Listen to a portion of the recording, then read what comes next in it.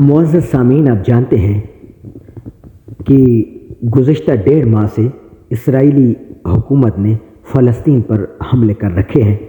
تو فلسطین پر اسرائیلی حملے کے نقصانات تو ہوئے ہیں، لیکن کچھ فائدے بھی ہوئے ہیں جو اس ویڈیو میں آپ کے ساتھ شیئر کیے جائیں گے۔ اس لیے ہمارے چینل کو سبسکرائب کریں تاکہ آنے والی ویڈیوز آپ تک پہنچ سکیں۔ پڑھتے ہیں ان فوائد کی جانب جو آنے والے دنوں میں آپ کو نظر بھی آئیں گے انشاءاللہ۔ نمبر 1 پہ ہے، کون سا اسلامی ملک فلسطینی کے ساتھ ہے؟ اس کا علم ہوا تمام مسلمان ملکوں کو اور تمام مسلمان ملکوں کی عوام کو کہ کون سا اسلامی ملک فلسطینی کے ساتھ ہے۔ نمبر 2، اسرائیل کا حامی کون ہے؟ کون سا اسلامی ملک اور غیر اسلامی ملک اسرائیل کی حمایت کر رہا ہے؟ یہ پہلے واضح تھا کہ امریکہ ہے، تو اب بھی امریکہ ہے، یہ بات کلیئر ہو گئی۔ دیگر ممالک چاہے وہ اسلامی یا غیر اسلامی ہوں، ان کا ایک شو ہو گیا کہ کون اسرائیل کے ساتھ واضح طور پر کھڑا ہے اور کون نہیں کھڑا۔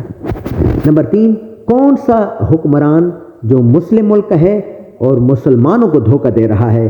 اس کا بھی معلوم ہوا کہ کون سا اسلامی ملک کا حکمران مسلمانوں کو دھوکہ دے رہا ہے۔ نمبر 4، مسلم امہ یعنی مسلمان عوام کو اپنے حکمرانوں پر نظر ثانی کا موقع میسر آیا کہ الیکشن میں وہ اپنے حکمرانوں کے ساتھ وہی کچھ کر سکیں جو وہ اسرائیل کی حمایت میں فلسطینی بچوں کے ساتھ کر رہے ہیں۔ نمبر 5، مسلمانوں کو اتحاد کا موقع میسر آیا۔ مسلمانوں کو معلوم ہو گیا کہ اب کوئی گنجائش باقی نہیں ہے اختلاف کی، اب ہمیں اتحاد کے ساتھ، اتفاق کے ساتھ آگے بڑھنا ہوگا، ورنہ کال ہماری باری بھی آ سکتی ہے۔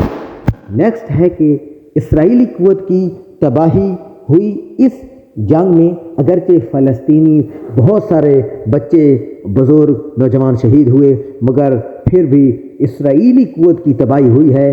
جو فلسطینیوں نے اسرائیل پر حملے کیے ہیں اس کی کوئی مثال نہیں ملتی، اسرائیل کو تباہ کر کے رکھ دیا ہے۔ نمبر 7، امریکہ اور اس کے حواریوں کی انٹیلیجنس ایجنسیوں کو شکست ہوئی۔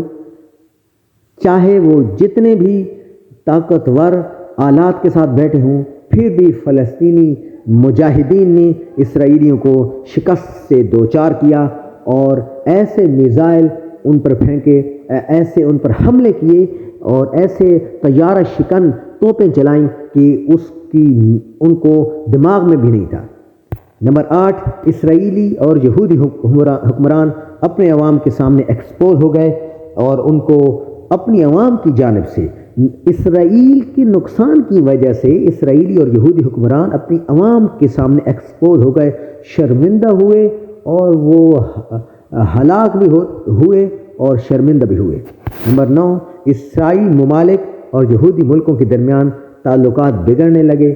جو زیادہ تر دنیا میں عیسائی ممالک ہیں وہ اپنی عوام کے پریشر کی وجہ سے یہودی ممالک یعنی اسرائیل اور امریکہ سے دور ہٹنے لگ گئے۔